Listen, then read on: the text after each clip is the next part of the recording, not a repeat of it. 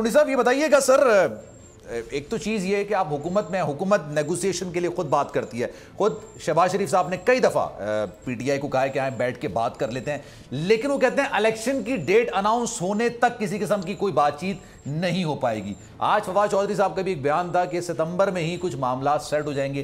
क्या इतलात आ रही है सर? मतलब डिसाइडेड है कि अगले साल ही इलेक्शन होने, इस साल नहीं करना है कुछ भी? देखिए, फवाद चौधरी साहब की ख्वाहिश हो सकती है कि सितंबर में इलेक्शन हो। हम भी कर सकते हैं। हम कहते हैं कि सितंबर के एंड में इलेक्शन हो, लेकिन 2023 में महीना इनका साल हमारा ये हम अर्ली इलेक्शन हम अर्ली इलेक्शन करा सकते हैं। दूसरी बात यह है कि जब माजी में भी पीटीआई जब अपोजिशन में थी और शेख रशीद साहब हमेशा हर ईद पे कहते थे ईद से पहले ईद होगा, अगला महीना इंपॉर्टेंट है, 4 हफ्ते इंपॉर्टेंट है। ये चीज होती है, अपोजिशन बंदा होता है तो ऐसी बातें करते हैं। लेकिन उमर अयूब साहब ने एक बात की कि जी शायद जो है वो मेडिकल रिपोर्ट चेंज गई हो। हमेशा पीटीआई के साथ यही होता है कि मेडिकल रिपोर्ट चेंज होती है। नवाज शरीफ के हवाले से जब बात हुई तो इन्होंने कहा जी हमें जो है गलत मेडिकल रिपोर्ट दी गई। हालांकि उसमें इनके जो है जो डॉक्टर फैसल साहब थे वो इन्वॉल्व थे, उनके हेल्थ मिनिस्टर भी थी, पंजाब की रिपोर्टें भी थी, लेकिन उन्होंने भी इमरान खान साहब को शायद गलत रिपोर्ट पेश की कि नवाज शरीफ साहब तो बिल्कुल ठीक ठाक थे, उन्होंने गलत रिपोर्ट पेश कर दी कि जी नवाज शरीफ बिल्कुल बीमार हैं, उनको बाहर जाने दें। बाद में इनको पता चला जब वो वहाँ पर पहुंच गए हमें हमारे साथ रिपोर्टों में गलत काम हुए।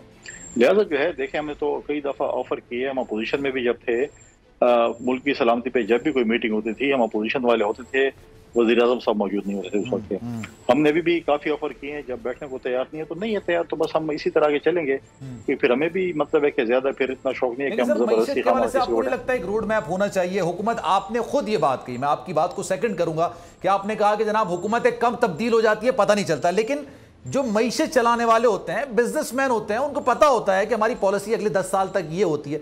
आपको लग रहा है सर पॉलिसी बनानी चाहिए अगले 10 साल के लिए, हुकूमतें आती जाती रहे लेकिन उस पॉलिसी से कोई ना हटे मईशत के वाले से? बिल्कुल होनी चाहिए। देखें, आपकी जो है माशी जो स्टेबिलिटी है वो पॉलिटिकल स्टेबिलिटी के साथ है। अगर अब वो कहें, हमें हमारी अपोजिशन कहे कि जब तक आप हमें डेट न दें, जब तक आप हमें वज़ीर आज़म न बनाए, तो हम मईशत को भी जो है माइंड नहीं करते। मईशत चाहे मुल्क की खुदा न खास्ता बैठ जाए, जो कुछ हो जाए, लेकिन हमारी बात करें, ये नहीं होता। लेकिन मैं यहाँ पे सबसे बड़ी इंपॉर्टेंट बात करने वाला हूँ, आखिरी मिनट शायद हो। जी जी बिल्कुल। कि देखें, हम सब लगे हुए हैं, आप लगे हुए हैं, मैं लगा हुआ हूँ, हम सारी सियासी जमातें लगी हुई हैं कि हुकूमत इलेक्शन की डेट कब आ रही है, शहबाज गिल के साथ क्या होगा, इमरान खान साहब के साथ होगा। लेकिन हम सब ये भूल गए हैं, आप समेत और हम समेत, कि हमारे पाकिस्तान में इतना बड़ा सैलाब 10 से बढ़कर सैलाब आया हुआ है।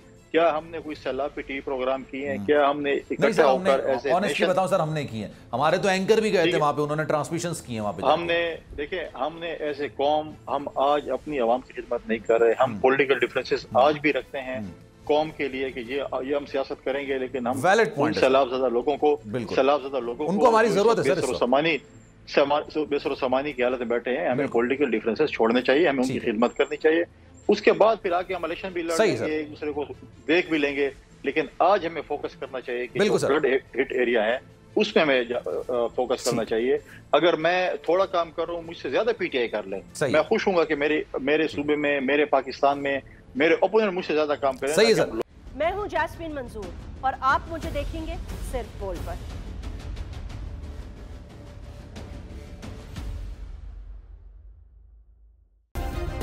सब्सक्राइब करें और बेल दबाएं ताकि कोई खबर रह न जाए।